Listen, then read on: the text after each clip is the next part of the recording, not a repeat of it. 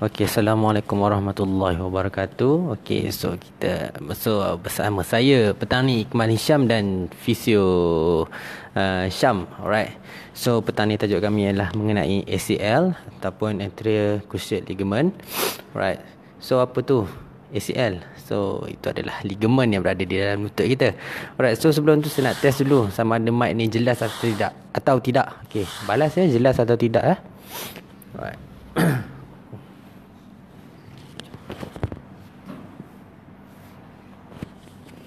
Okey, kita masih lagi bersama dengan live kita pada petang ni bersama saya Syam dan Iqmal untuk kita kupas isu berkenaan dengan ACL.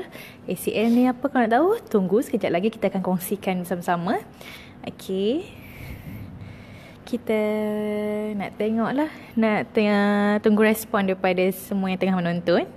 Nak tahu kita punya suara ni jelas ke tak? Okey, kalau jelas boleh share kan? Makluman dekat komen kita kat bawah. Okey. Cuaca sejuk ni mungkin ada yang sedang tidur, ada yang tengah tarik selimut, ada yang tengah makan. Okey, kalau siapa yang tengah main-main Facebook ni nampak kita punya post hari ni, live hari ni, stop. Kongsikan sama-sama dengan kawan-kawan, tag kawan-kawan untuk sama-sama kita kongsikan ilmu yang bermanfaat pada petang ni Kalau ada kawan-kawan kenalan ke saudara mara yang ada sakit lutut ataupun ACL, ada kecederaan pada ACL, boleh tagkan kawan-kawan tu dekat kita punya komen kat bawah untuk sama-sama kita berikanlah, kongsikan info-info berkenaan dengan ACL dan senaman yang mungkin kami akan sharekan selepas ni.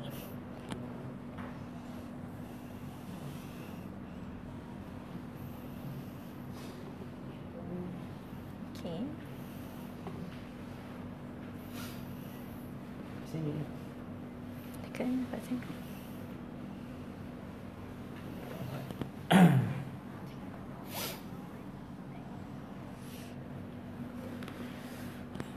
Okay, kita masih menunggu ya rakan-rakan FB kita untuk muncul sama-sama saksikan kita punya live hari ni. Dan jangan lupa komen sama ada suara kami jelas ataupun tidak ya untuk sesi live hari ni.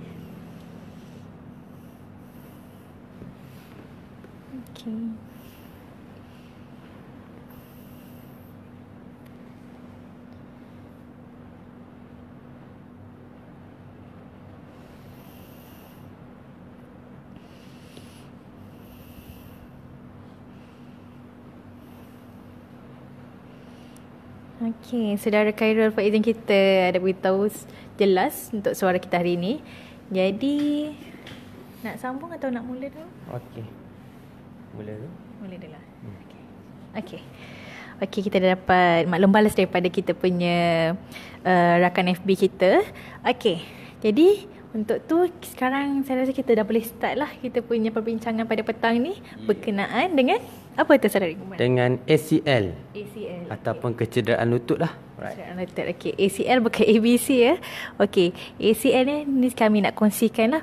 ACL ni adalah sejenis tisu yang terletak pada kita punya sendi lutut. Dan ACL ni merupakan tisu yang paling penting untuk memastikan kestabilan kita punya lutut Okey, nama panjang pada ACL ni ialah anterior cruciate ligament. So, tisu ni berperanan untuk memegang kita punya lutut daripada ke hadapan Sebab kadang-kadang bila ada seorang tu mengalami kecederaan pada dia punya tisu ACL, dia akan rasa lutut dia tak stabil. Once tengah berjalan, dia akan rasa macam lutut dia, apa kita panggil? Nak lari. Lutut tu nak lari. So, fungsi ACL ni adalah untuk mengelakkan tulang kita ni, tulang bawah ataupun tulang keting ataupun kita panggil dia tulang tibia daripada move forward, ke hadapan. Jadi bila kita berjalan, tisu yang kita panggil ACL ni lah kat belah dalam. Okey, belah dalam ni kita ada tisu. Tisu ni ataupun ligamen ni yang akan mengholkan kita punya lutut daripada bergerak ke hadapan. Okey, jelas tak kat semua? Sekarang kita boleh sharekan dengan kita punya Cik Iqmal, ada nak tambah apa-apa? Okey. Alright. So basically dekat lutut kita ada banyak ligament. Alright. So kita bukan kata ACL tu yang terpenting, tak, tapi kita kata dia antara yang terpenting. Okey. So banyak lagi lah ligamen yang berada di dalam lutut kita ini. Okey. So antara yang kita ada PCL kan, posterior cruciate ligament. Okey, MCL dengan LCL. So MCL tu berada di bahagian dalam dan LCL berada di bahagian luar. Okey. So masing-masing ada tugas masing-masing lah yang tersendiri. Right. Okey, so kita bercakap pasal ACL sekarang. So fokus kita pada ACL. Alright. So bila ACL ni kan, okey. Kita nak tahu, okey, kenapa, apa yang kita katakan dengan masalah ACL ni. So ACL ni biasanya ada masalah dengan bila dia koyak. Okey. Bahasa Melayu koyak lah, dalam bahasa Inggerisnya tear, masalah dengan koyak. Alright. So untuk tear ni dia ada beberapa peringkat ataupun kita kata beberapa level lah, tahap dia. Alright. So dia ada tahap 1, 2 dan 3. Alright. So dia ada 3 tahap ni. Pentinglah untuk kita tahu 3 tahap ni. Alright. Yang pertama, tahap pertama, iaitu hanyalah kita kata dia stres sedikit daripada biasa. Right. So tapi dia tidak mengganggu kepada kita punya lutut. Kita kata stable, lutut kita untuk stable. Right. So maksudnya lutut kita masih stable bila di tahap 1. Right. So kita move pada tahap yang kedua. Tahap kedua dia ada koyak sedikit pada bahagian ACL itu sendiri. Right. So bila ada koyak sedikit, so lutut kita akan mula rasa tidak stable. Kita rasa macam ada goyang-goyang sikit kan, macam nak ke depan sikit. Okey, itu tahap kedua. Dan tahap yang ketiga, iaitu kita kata complete tear ataupun putus sepenuhnya. Alright. Putus sepenuhnya, so kita completely, kita akan rasa lutut kita memang dah tak kuat. Maksudnya kita berjalan pun akan lari lah. So kita nak tangkap dia susah lah. Alright. Alright. So itulah jenis-jenis level kita kata tahap pada kecederaan ACL. Alright. So Cik Syam, okay. Jadi itu yang kita share untuk macam apa, tahap-tahap kecederaan untuk tisu ACL lah. Jadi macam mana kita sebenarnya boleh dapat ACL injury ni ataupun kecederaan pada ACL? Kebanyakan daripada pesakit yang mengalami kecederaan ACL ni adalah ketika bersukan. Bersukan memang penyumbang risiko yang paling tinggi lah untuk kecederaan ACL ni. Dan macam mana pula ketika sukan boleh jadi? Orang cakap macam sukan salah, tak sukan pun salah. Jadi pemakaian yang sesuai untuk jenis sukan yang kita lakukan adalah sangat penting. Yang kebiasaannya ACL ni berlaku ketika bersukan apabila masa kita tengah lari. Okay, saya bagi satu contoh. Kebanyakan ACL ni banyak dihadapi oleh pemain bola. Pemain bola sepak amat cenderung untuk menghadapi atau mengalami kecederaan pada ACL ni. So, macam mana dia jadi? Kebiasaannya tengah kita berlari atau melompat atau berlari dan once kita nak stop tu, sudden stop, kita akan letakkan kaki kan. So, once kita letakkan kaki dengan posisi yang salah, dia akan tertwist. Mungkin masa tu tertwist. Ada bunyi pop kat situ. Dan itulah yang biasanya akan menyebabkan kecederaan pada ACL. Sudden stop ataupun twisted leg. Kita punya lutut tu tertwist. Ni yang antara sebab-sebab yang boleh kita dapat kecederaan pada ACL dan menyebabkan ACL, tisu ACL kita tu untuk koyak. Sama ada grade 1, grade 2 atau yang paling teruk sekali grade 3. Untuk grade 1 dan grade 2, kita punya peluang untuk sembuh recovery tu tinggilah. Maksudnya tak perlu lakukan pembedahan. Tapi kalau dah sampai grade 3 memang no choice. Anda kena lakukan pembedahan untuk kita ganti balik tisu yang koyak. Sebab tisu kat sini dia tak ada blood supply. Bila dia koyak, dia tak boleh nak cantum balik. So, sebab tu kita perlukan pembedahan untuk remove. Kita akan recon. Kita ganti balik tisu tu dengan tisu yang baru. Sama ada kita ambil daripada otot hamstring kita ataupun daripada tendon patella kita. Tu nanti doktor akan terangkan lah kalau untuk yang sebelum melakukan pembedahan tu lah. Okey, Saudara Iqmal nak tambah apa-apa? Okey, untuk faktor-faktor kecederaan dia. Okey. So macam yang Saudari Syam sebutlah tadi, so kita sudden stop. So yang tu adalah salah satu penyebab. Okey, penyebab yang lain adalah apabila kita lompat, kita salah landing. Maksudnya kita jatuh kaki secara yang tidak betul lah. Right, so tu pun punca kepada masalah ACL. Alright, satu lagi, kita sudden change direction ataupun kita cakapnya kita berubah arah. Maksudnya tengah lari kita ubah-ubah Z, kita buat zigzag kan. Okey. So itu pun salah satu punca kenapa berlakunya kecederaan ACL. Right. Okey, so macam yang Cik Syam cakap tadi, so sama ada kita ambil hamstring tendon atau patella tendon. Okey. So yang tu banyak argue jugalah mengenainya, mana satu yang bagus, mana satu yang tu. Okey, so yang ni akan biasanya doktor akan decide lah untuk ambil yang mana, patella ataupun hamstring. Alright, so dua-dua ada pro dengan cons masing-masing. Alright, so kalau di luar negara dia orang ada satu lagi, iaitu bukan yang kalau hamstring dengan patella kita panggil sebagai autograft. Alright, autograft tu kita bermaksud kita ambil daripada badan kita sendiri. Dan satu lagi allograft, itu daripada luar, maksudnya bukan daripada badan kita sendiri, sama ada dia ambil daripada orang lain ataupun kita kata binatang pun, dan maksudnya lain daripada diri kita sendiri. Alright, so dia ada dua kaedah lah. Alright, tapi yang dekat Malaysia common ni kita pakai dekat hamstring ataupun dekat patella. Alright, so daripada diri kita sendirilah. So kalau daripada patella, okay, so apabila kita ambil daripada patella, alright, so kita akan ada beberapa complication sikit lah. Antaranya kita akan rasa sakit di bahagian depan lutut kita. Okay, patella tu maksudnya berada di hadapan ini, Tempurung. yeah, tempurung lutut ni. Yes, okay. So dia akan ambil tendon di sini dan dia akan masukkan di bahagian dalam lutut kita. Alright, so satu lagi dia akan ambil di bahagian hamstring. So hamstring berada di bahagian belakang lutut kita. Alright, so dia akan menyebabkan kesakitan sikit lah di bahagian belakang lutut kita ini. Alright, so itu juga mengikut pada kepakaran doktor tu lah. So kalau biasanya kalau doktor tu dah biasa ambil hamstring, so dia akan lebih mudah lah kalau dia buat lebih menggunakan hamstring. Right. Okay, so ada apa-apa soalan lagi ke nak tanya mengenai kecederaan ACL ini? Okey, so kalau ada sebarang soalan boleh tanya. Okey, kalau ada pengalaman nak dikongsikan juga boleh kongsikan bersama kami pada petang ini ya, supaya kita boleh share antara sesama kita lah mengenai ilmu ini. Alright. Okey. Untuk sahabat FB kita, untuk siapa yang ada kenalan ke saudara mara ke yang pernah mengalami masalah ACL ni ataupun setengah sedang mengalami masalah ni, jangan lupa tag kawan-kawan tu untuk sama-sama tengokkan kita punya live pada petang ni, sebab kita akan share sikit info-info dan senaman apa yang perlu dilakukan untuk anda yang mengalami ACL injuries. Okey.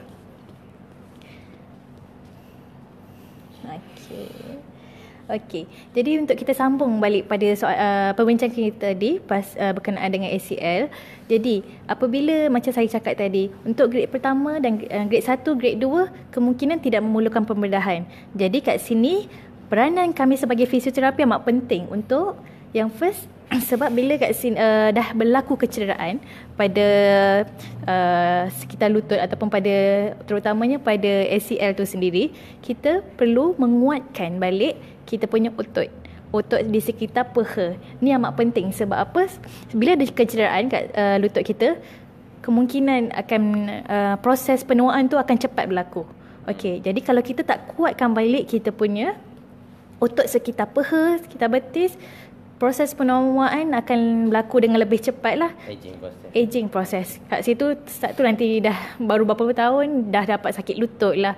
Lutut dah haus, kena cucuk, kena injek lah, kena operate. Tu yang kita tak nak. So kat sini peranan kita bila ada berlakunya kecederaan pada lutut seperti ACL semua, walaupun tak melakukan pembedahan, senaman yang diberikan oleh fisioterapi amat penting untuk kita teruskan kat rumah.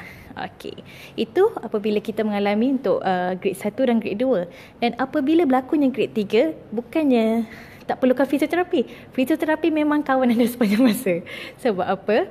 Selepas melakukan pembedahan ataupun kita panggil ACL reconstruction, pembedahan untuk pembetulan ACL, rawatan fisioterapi pun amat penting. Sebab apa? Sama juga. Bila berlakunya pembedahan, kita perlu balik kembalikan kekuatan sekitar lutut tu.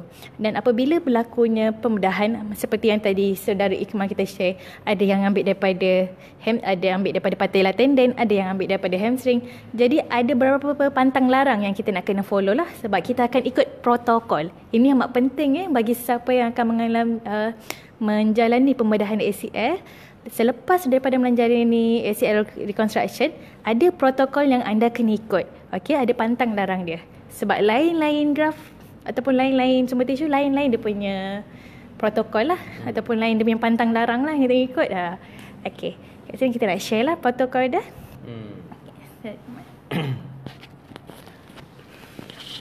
Right, so mengenai protokol ni, so dia banyak protokol, maksudnya daripada siapa yang buat protokol tu lah. Okay, so tak kisahlah, tapi kita tengok mana-mana yang sesuai lah dengan pasien. Alright, so dan yang paling penting kita kena consider waktu kita follow protokol tu, kita kena tengok pada patient punya progress. So kalau patient tak boleh ikut dengan progress yang kita buat atau protokol yang kita ikut, so kita kena slow down sikit. Maksudnya kita tak boleh terlalu push sangat. Alright. So kalau patient boleh lepas daripada, maksudnya boleh follow dengan protokol tu, so kita akan follow je dengan protokol tu. Right. So kalau kita akan nak jump one or two step, actually one step is okay lah. So kalau kita jump, maksudnya faster sikit lah daripada protokol, okay, tak ada masalah. Right. So actually protokol ni kita kata sebagai guideline lah, guideline yang kita Kena ikut. Yes, kena ikut, tapi kita tak 100% kita kena ikut dia. Right.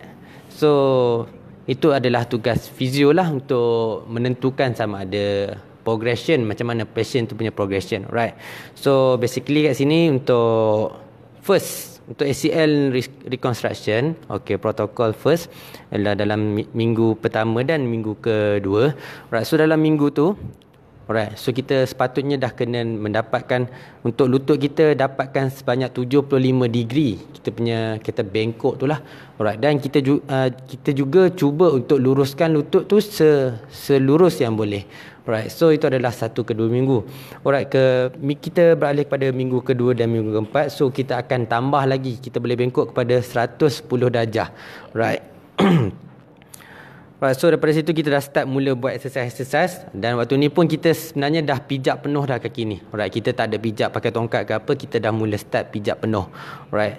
So kita akan kuatkan semula otot-otot di bahagian quadricep, hamstring dengan VMO lah. VMO tu penting lah untuk meluruskan lutut kita sepenuhnya. Alright, so pada minggu keempat hingga ke minggu keenam, so kita sepatutnya dah boleh lebih daripada 115 lah.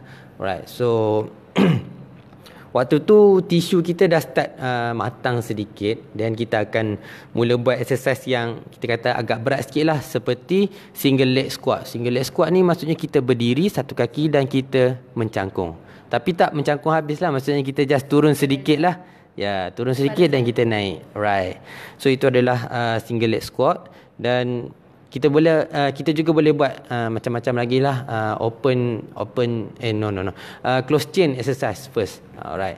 So kita better guna close chain daripada open chain exercise lah. So close chain ni lebih kepada kita moving kita punya upper body, dan kita stay kita punya lower body. Alright. So maksudnya kaki kita stay, just badan je yang akan bergerak. Alright. So kalau open chain ni dia macam badan kita stay, tapi kaki kita yang bergerak.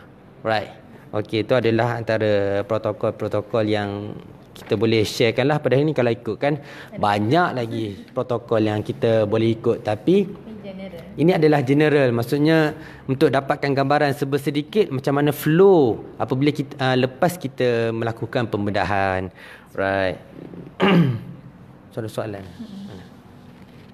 Okey, kita ada soalan daripada sahabat FB kita yang Encik Khairul Faizin bercakap, pernah letup lutut. Sekarang kalau salah gerak sikit dia macam sangkut kat lutut. Dia macam kena betulkan balik. ACL ke tu?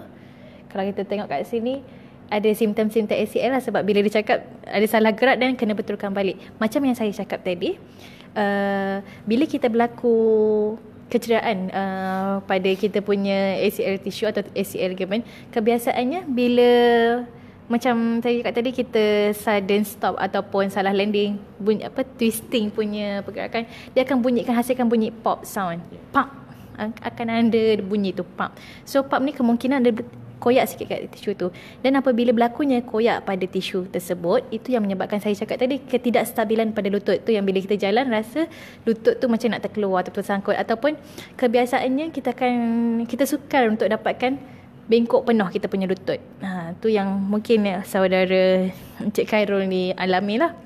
Jadi kemungkinan itu adalah simptom-simptom ACL, kecederaan ACL. Tapi untuk pastikan kita dapat kecederaan ACL ni atau tak, kita perlu lakukan MRI, bukan X-ray. X-ray kita tak dapat nak tengok sebab X-ray dia hanya dapat scan kita punya tulang sahaja. ACL ni tisu ni satu sejenis yang amat, dia tak dense macam bone lah, dia tak keras macam bone. Sebab kalau X-ray dia baru boleh nampak bone sahaja. Kalau untuk kenal pasti sama ada kita ada ACL tear ke apa, perlu lakukan MRI. Okey. Harap dapat menjawab soalan Cik Khairul ya. Okey. Jadi kalau kat luar lagi, kalau masih lagi ada soalan tak pasti pasal ACL ke, macam mana nak tahu kecederaan anda tu ACL ke tidak, boleh tanya dekat kita punya ruangan komen. Jangan malu, jangan segan. Boleh tag kawan-kawan semua tu, boleh share apa kemusykilan berkenaan dengan sakit lutut atau ACL, jangan malu, boleh tanya. Dan lepas ni kami akan proceed dengan senaman-senaman yang boleh kita lakukan apabila kita mengalami ACL injury. Okey.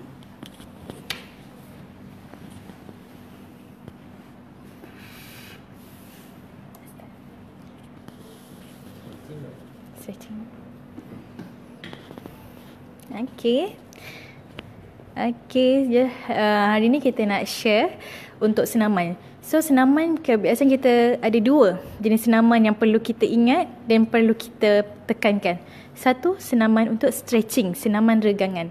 Senaman regangan ni sangat penting untuk kita melakukan, atau biasa kita buat macam untuk warm up kita punya muscle, warm up kita punya otot sebelum kita bekerja keras untuk senaman kekuatan. Okey, jadi yang pertama senaman regangan ataupun stretching exercise, dan yang kedua kita ada senaman kekuatan ataupun strengthening exercise.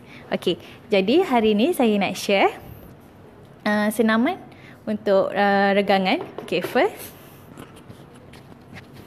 ni kat rumah boleh buat kat mana-mana, cari tempat yang selesa dan pastikan tempat yang ada tu tempat yang selamat. Okey. Jadi untuk first, cari apa-apa bangku ataupun katil. Just untuk ni kita nak naikkan kaki kita ke atas untuk luruskan. Okey. Kaki kita tegak ke atas. Okey. Kalau macam agak tinggi ke, cari kursi yang rendah sedikit yang boleh anda luruskan kaki. Kita tak nak bengkok. Kita nak bagi kaki lurus. And then cari tempat untuk berpaut lah kalau anda rasa tidak stabil atau rasa tak balance. Okey, cuba untuk capai anda punya ibu jari. Make sure lutut ni straight, lock anda punya. And then anda akan rasa tarik dekat bahagian belakang peha. Okey, tahan dalam masa 15 saat. 1, 2, 3, 4, 5, 15. Okey, relax. Ulang 3 kali Okey, sekali lagi. Okey, relax. 1, 2, 3, 15. Okey, lagi sekali. 1, 2, 3, 4, 15. Okey. Itu untuk senaman regangan untuk kita punya otot hamstring lah, untuk yang penting. Okey, dan seterusnya kita boleh buat juga untuk otot yang belah depan ataupun kita panggil quadriceps, senaman untuk regangan untuk yang depan. Senang saja. Kalau tadi untuk hamstring kita luruskan, yang ni kita perlu bawa bengkokkan ke belakang. Pegang, pastikan badan tegak, tak mau bongkok ke hadapan. Okey, tarik. Dan tarik ke belakang. Okey, jelas? Okey, sama juga tahan 15 saat, ulang 3 kali. Okey, then relax. Okey, sekali lagi. Kalau rasa tak stabil, cari benda atau tempat yang anda rasa sesuai ataupun selesa untuk anda berpaut. Pegang, and then tarik. Okey, badan pastikan tegak. Tak mau bongkok ke hadapan. Okey, sama juga ulang 3 kali. Okey, dan seterusnya senaman untuk kita punya betis, gastroc.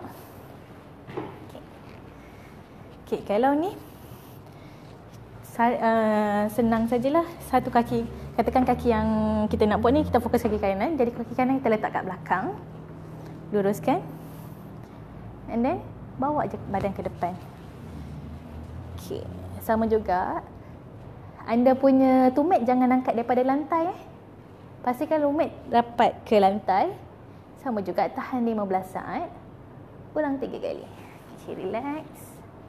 Okay, ulang lagi. Relax. Okay, ulang lagi. Okay.